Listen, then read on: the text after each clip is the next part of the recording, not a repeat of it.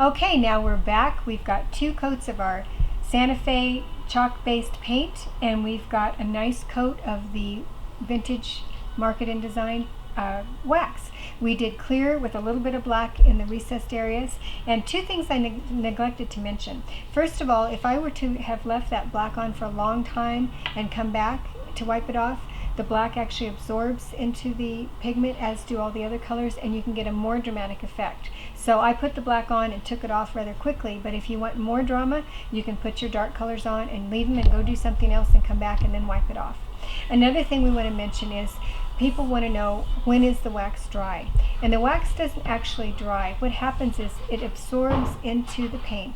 The paint has a lot of chalk and clay in it, so the wax will absorb into it, and then the rest of it on the surface evaporates. So that's what you want to watch for, is can I touch it and not have any of it come off on my fingers, and does it feel like it's all absorbed into the paint?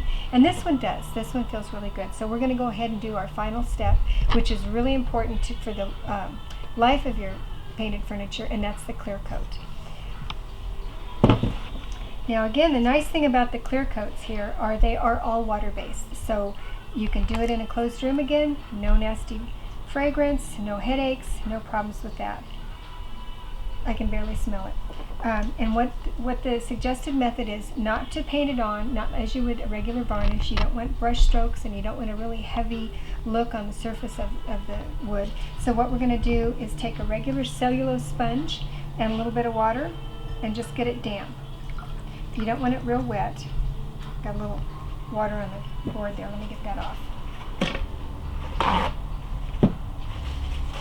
Beads right up on that nice wax. So I've got the sponge just a little bit damp, and I'm going to dip it into the clear coat and just have a little bit on there, and then I'm going to work it into the surface. And what you're doing is really laying it on. You're not applying it, you're laying it on. It's kind of like when you put lotion on your skin. You're not putting a big heavy coat of lotion on, you're just laying it on so it gets absorbed. Get a little bit more there. And so again, this step goes really quickly because you're not having to go with the grain, you're not having to use a brush and do a lot of thick coats. You're just going to lay it on, and that's going to chemically adhere to the wax and to the paint and give you a nice sealed surface.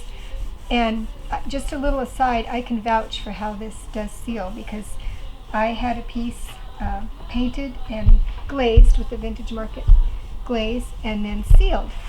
And I was working on another piece of furniture close to it, and I spilt colored glaze all over this piece. It was white with brown glaze, and I was just horrified. And I ran and got a wet rag, and it all came off. No spots, no damage, no nothing. So if you have children, if you have messy family members, you're going to love this clear coat. It really does seal. So I probably used a teaspoon to seal this half of a cabinet door with this cellulose sponge, and I'm just going to go over and buff it real quick. And it just gives it a really nice satin finish. It almost looks like the patina you get from a piece of furniture that's old and been waxed lovingly for years. It just has a nice patina. It doesn't look like a fakey plastic finish on it. So you can see, and that doesn't change the color, doesn't affect the black wax. It's just going to seal it and protect your piece to leave it lovely for a long time. So then you're going to be able to dust this and clean it and not have any problems with the finish.